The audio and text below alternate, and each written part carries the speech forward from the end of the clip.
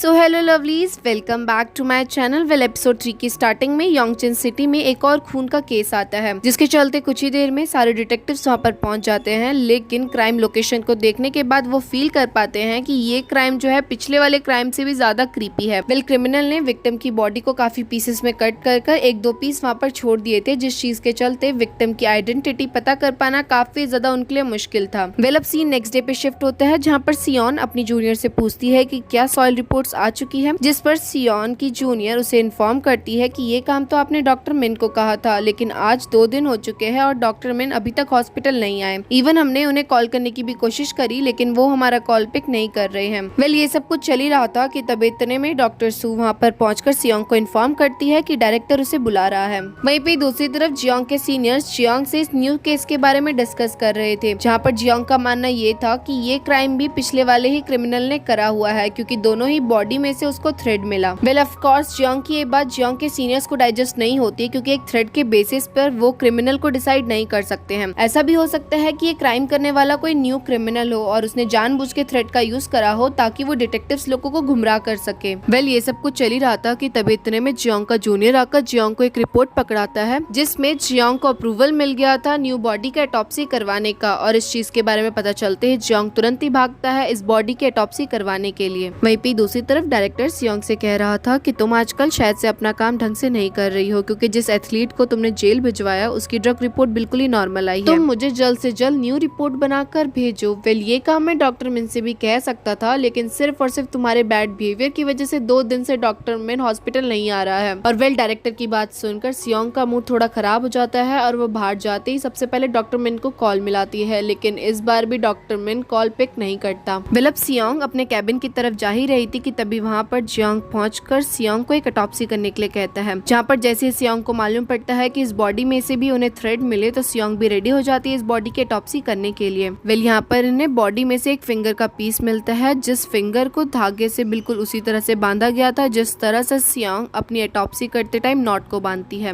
Well ये चीज देखते ही सियोंग तुरंत ही उस नॉट को काट देती है ताकि किसी को भी इस चीज के बारे में पता ना लग सके। जिसके बाद सियोंग तुरंत ही अपनी जूनियर को कहती है कि फिंगरप्रिंट्स के थ्रू वो विक्टिम के बारे में पता कर सके। और जब रिपोर्ट आती है तो सभी लोग शॉक्ड हो जाते हैं, क्योंकि यहाँ पर इन्हें मालूम पड़ता है कि ये फिंगरप्रिंट और किसी से नहीं बल्कि डॉक्टर मिन से मैच हो रही है। वेल ऑफ कोर्स इस चीज का पता चलते ही सियोंग को काफी ज्यादा बुरा लगता है, जिस चीज के चलते जब जियोंग सियोंग से पूछता भी है कि क्या तुम्हें मालूम पड़ा कि विक्टिम कौन है, तो 2 बार तो सियोंग मना ही कर देती है जियोंग को कि हमें कुछ भी नहीं मालूम पड़ा। लेकिन जब 3rd टाइम दोबारा से जियोंग सियोंग से यही सवाल पूछता है कि तुम मुझे सच बता सकती हो, तो फाइनली सियोंग बता देती है जियोंग को कि ये और किसी की नहीं बल्कि हमारे ही फ्रेंड डॉक्टर मिन की बॉडी है। और इस पॉइंट पर जियोंग फील कर पाता है कि सियोंग की आंखें काफी ज्यादा रेड हो चुकी है, यानी कि सियोंग को भी डॉक्टर मिन की मौत का अफसोस है। वेल इस चीज का पता चलते ही डायरेक्टर और डॉक्टर सू भी वहाँ पर पहुंच जाते हैं, जहाँ पर डायरेक्टर को स्टिल डॉक्टर मिन की चिंता थी ही नहीं। यहाँ पर डायरेक्टर सियोंग से कहता है कि तुम्हें जल्द से जल्द इस केस की छानबीन करनी चाहिए और पुलिस वालों के साथ कोऑपरेट करना चाहिए, और तुम ड्रग वाले केस के बारे में किसी को भी मत बताना, क्योंकि ये पहला केस था जो डॉक्टर मिन हैंडल कर रहा था, और अगर ये चीज बाहर वालों को पता चल गई तो सभी लोग डायरेक्टर मिन की बेइज्जती करेंगे। और इसके साथ साथ फटाफट से तुम मुझे न्यू रिपोर्ट बनाकर भेज दो, आगे का काम मैं खुद ही संभाल लूंगा। पर सियोंग भी ढीठ थी। सियोंग डायरेक्टर से कहती है कि आप चिंता मत करो, आज रात में वापस से रीटेस्ट कर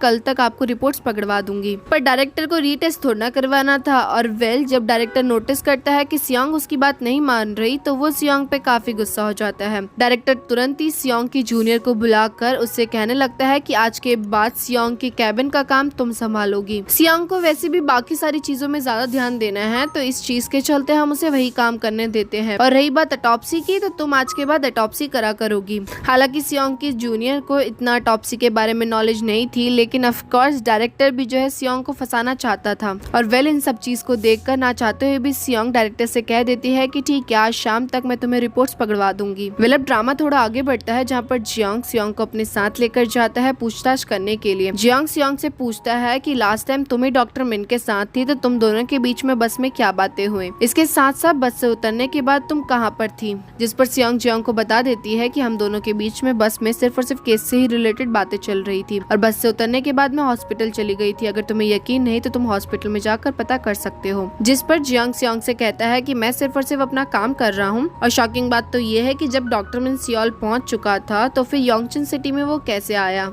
और वेल योंगचिन सिटी का नाम सुनकर सियोंग को हेलोसिनेशन आने लगते हैं कि वो और उसके डैड अक्सर योंगचिन सिटी में जाया करते थे।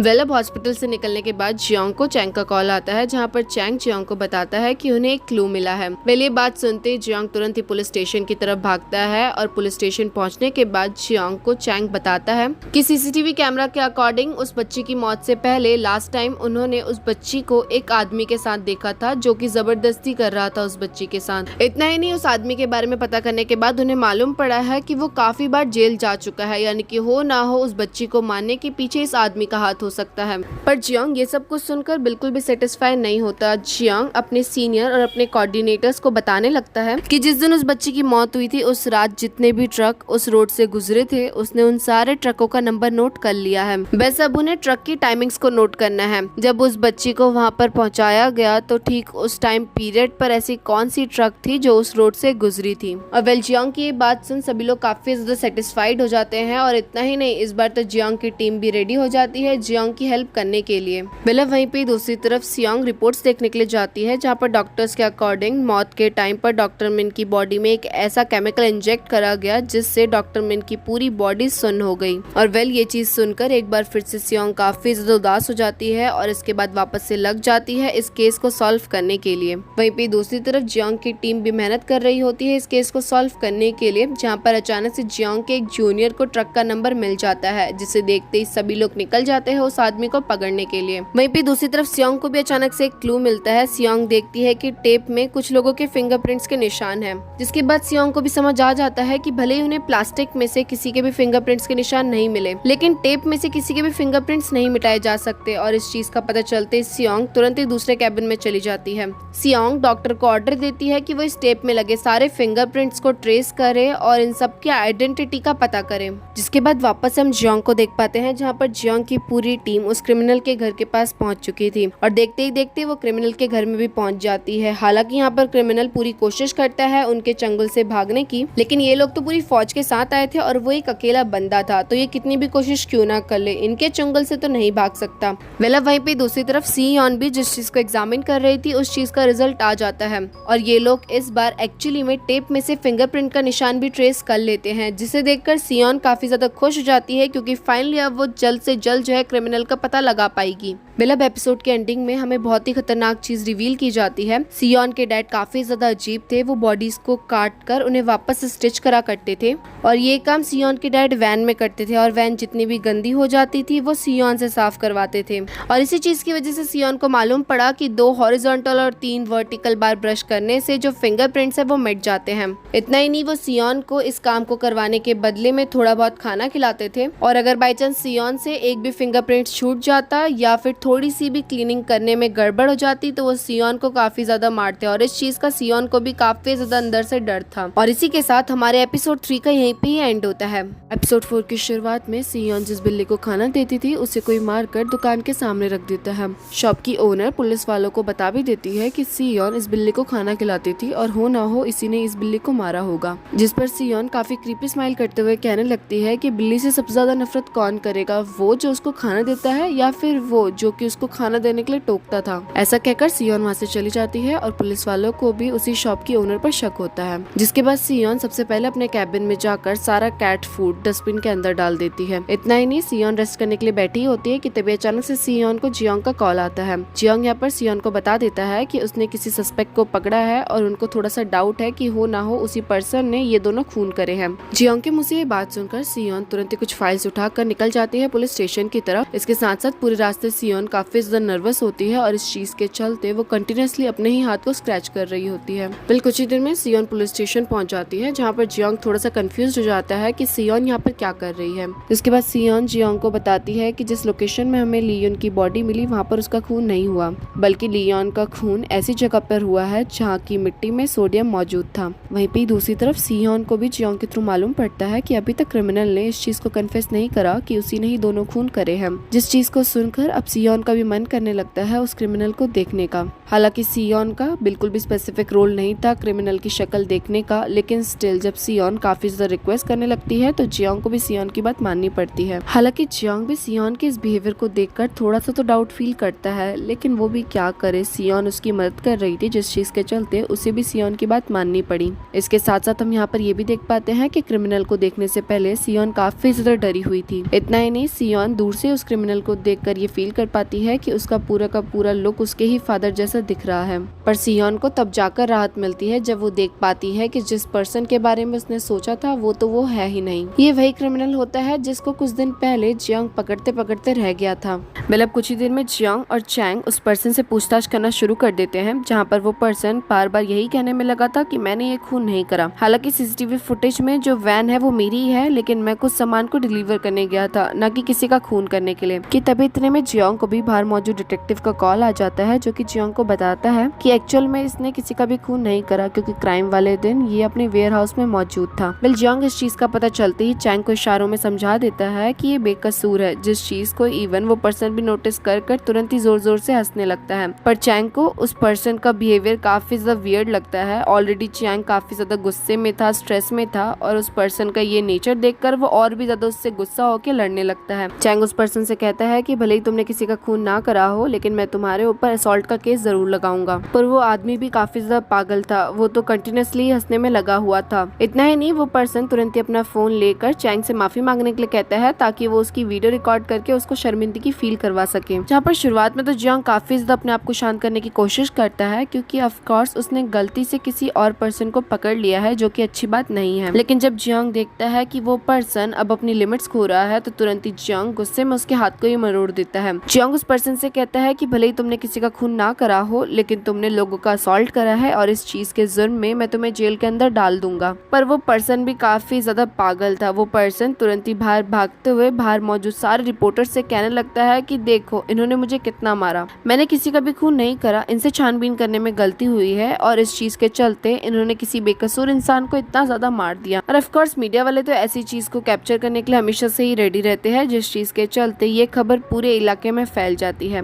जिसके बाद जियोंग का सीनियर जियोंग को काफी ज्यादा सुनाता है, सिर्फ और सिर्फ जियोंग को ही नहीं, इवन उसकी पूरी टीम को भी। हालांकि यहाँ पर चैंग की सबसे ज्यादा गलती थी। उसको जब मालूम पड़ गया था कि वो क्रिमिनल बेकसूर है, तो उसे ज्यादा उससे फालतू नहीं बोलना चाहिए था। लेकिन खैर जियोंग अपने सीनियर से माफी मांगते हुए डिसाइड करता है कि वो एक प्रेस कॉन्फ्रेंस अरेंज करेगा और सभी लोगों के सामने उस पर्सन से माफी मांगेगा, क्योंकि इनसे जो गलती हुई है इस चीज का पश्चाताप तो इन्हें ही करना चाहिए। वेल जियोंग इन सब चीज के बारे में सोच ही रहा था कि तभी जियोंग की पूरी टीम आकर जियोंग को सीसीटीवी फुटेज दिखाती है, जहाँ पर वो देख पाते हैं कि सियोन और डॉक्टर मिन जिस बस में चढ़े थे, ठीक उसी बस में एक ब्लैक हैट पहना हुआ आदमी मौजूद था। इतना ही नहीं, सियोन तो काफी देर पहले ही बस से उतर गई थी, लेकिन वो पर्टिकुलर पर्सन डॉक्टर मिन के साथ बस से नीचे उतरता है। तो ये लोग प्रेस कॉन्फ्रेंस में इस एविडेंस को सभी को दिखाकर ये बता सकते हैं कि क्यों उन्होंने उस पर्टिकुलर पर्सन को गिरफ्तार करा। मतलब कुछ ही देर में इनका प्रेस कॉन्फ्रेंस शुरू हो जाता है, जहाँ पर जियोंग सबसे पहले तो उस पर्टिकुलर पर्सन से माफी मांगता है। इसके साथ साथ सभी रिपोर्टर्स जियोंग से पूछने लगते हैं कि पुलिस अभी तक क्यों इतनी ढीली काम कर रही है, क्या उन्होंने अभी तक उस क्रिमिनल का पता करा कि नहीं करा, क्योंकि इतने बड़े बड़े केस हो गए हैं, लेकिन पुलिस बिल्कुल भी स्पीड में काम नहीं कर रही। वेल रिपोर्टर्स की ये बात सुनकर जियोंग एक पॉइंट पर सभी रिपोर्टर्स को सारे प्रूफ दिखाने ही वाला था कि तभी उतने में जियोंग रुक जाता है।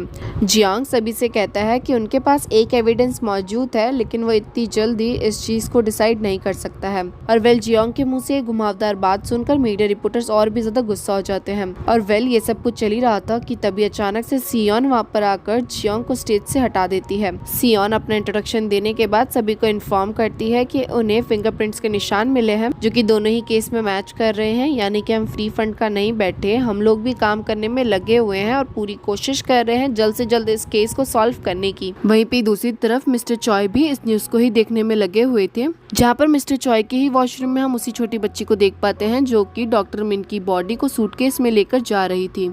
इतना ही नहीं, वो बच्ची ब्रश की हेल्प से सामानों को साफ कर रही थी और उस बच्ची की कंडीशन को देखकर हम ये फील कर पाते हैं कि वो बहुत ही ज्यादा वीक है। इसके साथ साथ मिस्टर चॉय के हाथ में एक केक मौजूद था जो कि वो उस बच्ची को देने के लिए जा रहा था कि तभी इतने में सियोन सभी मीडिया रिपोर्टर्स के सामने कहती है कि उसके लिए वो क्रिमिनल एक डस्टबिन की तरह है। और वेल, इस चीज को सुनकर मिस्टर चॉय उस बच्ची को केक खिलाने के बजाय उस केक को सीधे डस्टबिन में फेंक देता है। मतलब प्रेस कॉन्फ्रेंस खत्म होने के बाद जियांग सियोन को थैंक यू कह रहा था क्योंकि फिंगरप्रिंट्स का मिलना यानी कि एक बहुत बड़े क्लू का पता लगने के बराबर है। लेकिन तभी अचानक से जियांग का सीनियर वहाँ पर आकर सियोन पे चिल्लाने लगता है। जियांग का सीनियर सियोन से कहता है कि तुम्हारा काम ऑटोप्सी करने का है तो तुम्हें ऑटोप्सी पे ही ध्यान देना चाहिए, न कि पुलिस के कामों में इंटरफेयर। जिसके जवाब में सियोन तुरंत उस डिटेक्टिव से कह देती है कि मैं तो सिर्फ तुम लोगों की हेल्प करने के लिए यहाँ पर आई हुई हूँ। उल्टा तुम लोगों को ज्यादा मेहनत करनी चाहिए क्योंकि अगर इसी तरह से तुम लोग टाइम वेस्ट करते रहोगे तो हो सकता है कि वो क्रिमिनल तीसरा खून कर दे। और मैं इस केस की ऑटोप्सी कर रही हूँ जिस चीज के चलते मैं तुम लोगों की सिर्फ और सिर्फ मदद कर रही हूँ ताकि जल्द से जल्द इस केस को सॉल्व करा जाए। लेकिन अब जब आप चाहोगे तभी इस केस को मैं आगे से सॉल्व करूंगी, अदरवाइज मैं इस चीज में इंटरफेयर नहीं करूंगी। जिसके बाद हम देखते हैं कि जियांग तुरंत ही अपनी टीम के साथ मिलकर इस केस को अच्छे से सॉल्व करते हुए क्लूज को इकट्ठा करना शुरू कर देता है। वहीं पे सियोन भी अपना सारा सामान पैक कर सियोल से योंगचेन सिटी शिफ्ट हो जाती है। बिलब रात हो चुकी थी जहाँ पर हम देख पाते हैं कि मिस्टर चॉय अभी भी सियोन की कही हुई बातों को ही याद करने में लगा हुआ था कि तभी अचानक से मिस्टर चॉय की शॉप में एक लड़की आकर उससे कंप्लेन करने लगती है कि तुमने मेरी ड्रेस खराब कर दी और इसके बदले में अब तुम्हें मुझे पेनल्टी देना पड़ेगा। जिस पर मिस्टर चॉय उससे माफी मांगते हुए ये तक कहता है कि मैं ये ड्रेस तुम्हें कल वापस से साफ करके दे दूंगा। लेकिन वो बच्ची बिल्कुल भी मिस्टर चॉय की बात नहीं सुनती, उसको तो सिर्फ और सिर्फ पेनल्टी से ही मतलब था। वेल, ये सब चीजें देखकर मिस्टर चॉय का अचानक से बिहेवियर काफी ज्यादा चेंज होने लगता है। जिसके बाद मिस्टर चॉय तुरंत एक रूम में चले जाता है जहाँ पर उसके द्वारा स्टिच करे हुए काफी सारे कपड़े मौजूद थे।